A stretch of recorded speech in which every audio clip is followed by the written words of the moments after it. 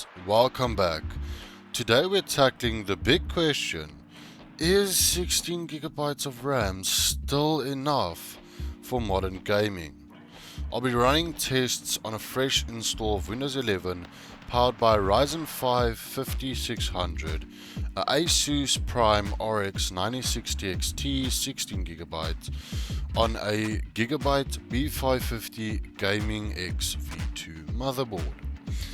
Lately, as you all know, RAM prices have seen some major shifts.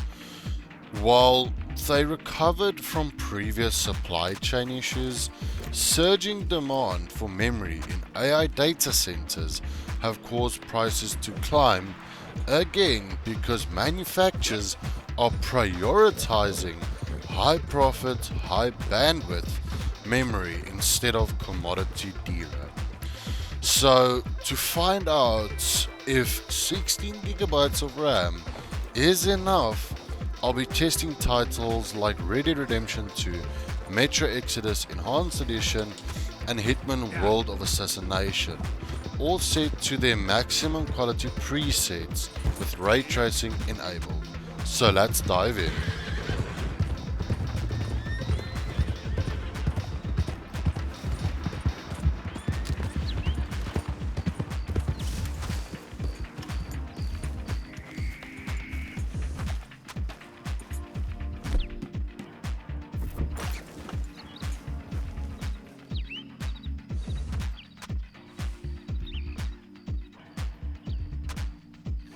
So, starting off, Red Dead Redemption 2 1080p Ultra preset with 32 gigs of DDR4 RAM.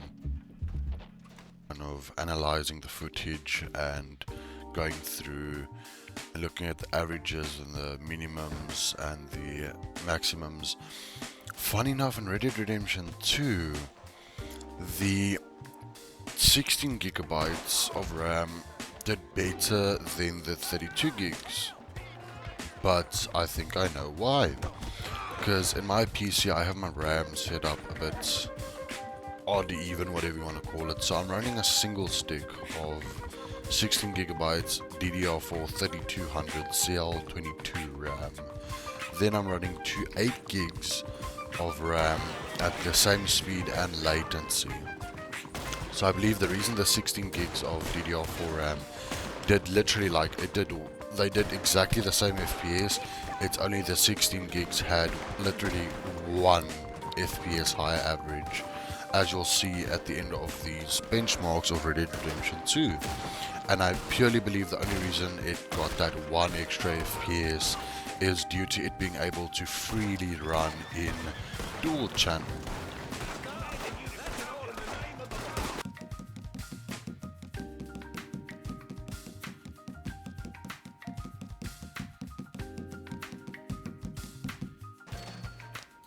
So this is the Red Dead Redemption 2 16 gigabytes of DDR4 benchmark run. And so I have to say I was quite impressed with the difference I saw from 32 gigs of DDR4 RAM going to 16. And so before I actually started doing the testing, when I took out my single stick of 16 gigs of DDR4 RAM and only had the 8 gigs in, I started playing a few other games that my friends were recommending, as in our friend group we quite often actually have the debate of, is 16 gigs of RAM enough in the modern titles? And so far we found you can easily and comfortably fully utilize those 16 gigs, but you can also comfortably play most modern titles at moderate settings with 16 gigs of RAM. If you have the hardware for it, so the CPU and the GPU to support that amount of RAM, and even if you don't, as long as you're enjoying yourself, you can play with your friends, or you can play games you enjoy or grew up enjoying.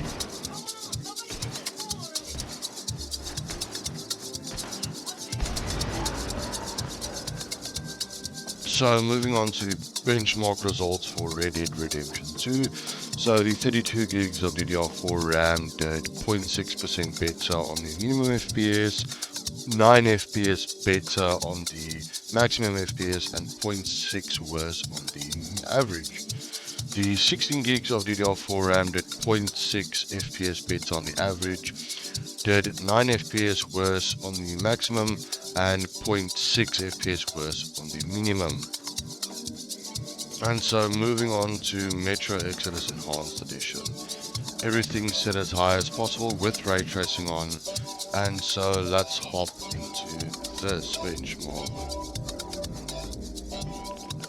And so as we run through this benchmark of this beautiful game that is Metro Exodus Enhanced Edition. So on my main save, I actually have gone through quite a bit of the story, and it's hard to explain. It's something I've never played or seen before in other titles or games.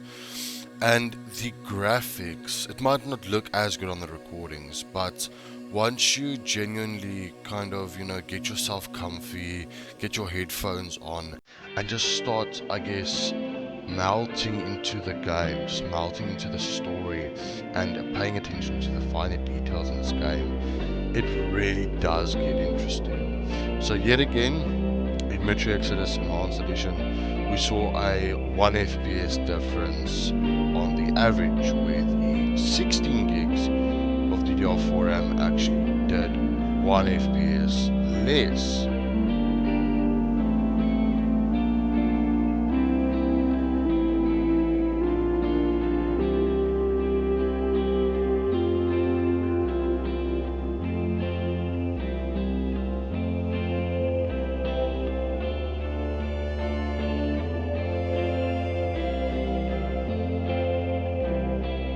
And so as mentioned, 1 FPS difference on the average FPS.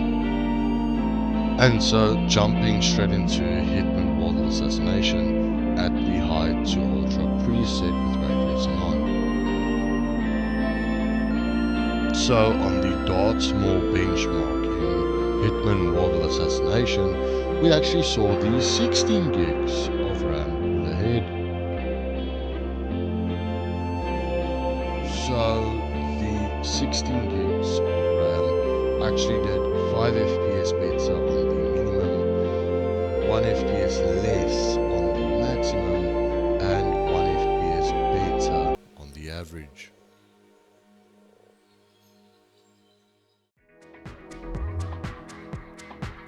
And so moving on, kind of gonna go off topic here for a bit.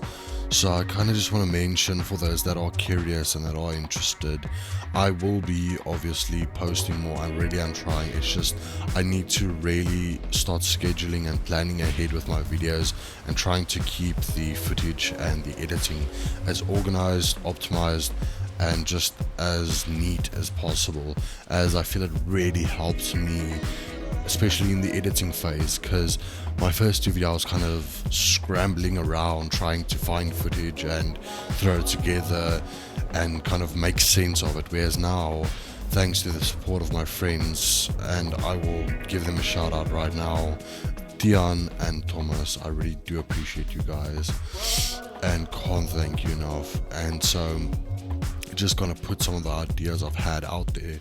So I've been thinking of doing GPU undervolting, CPU undervolting, and maybe some RAM tweaks such as timing, voltages, and all that. Also been thinking of doing kind of a run through of my build pricing process and just all of that, and maybe a few of the techie things I have just laying around. And on top of that, I'm still planning on upgrading my monitor, as I do want to get a 1440p monitor, because that'll unlock a whole new level, a whole new ground of content I can bring out for you guys. And I really can't thank my friends and family that have been supporting me and just convincing me and pushing me through the times I kind of feel miserable and lazy and my mind just kind of feels foggy, I guess you can say. And hope you guys enjoyed this video, and I'll see you in the next one.